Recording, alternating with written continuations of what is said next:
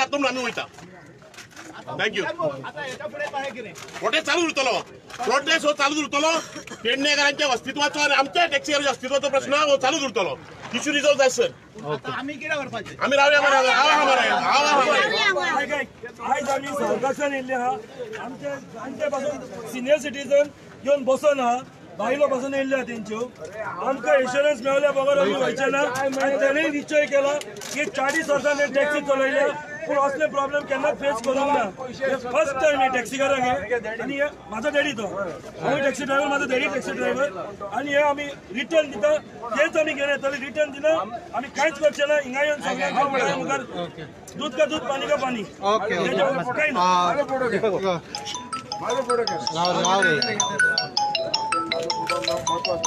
आंदोलनाचो किंवा एज्युकेशनाचो एक एंड असपाक जाय. सगळो विषय हो टॅक्सीवाल्यांचे पेडणेतले टॅक्सी आसात किंवा गोंयभरचे टॅक्सीवाले जे भाव आसात त्यांच्या पोटाचो विषय आसा.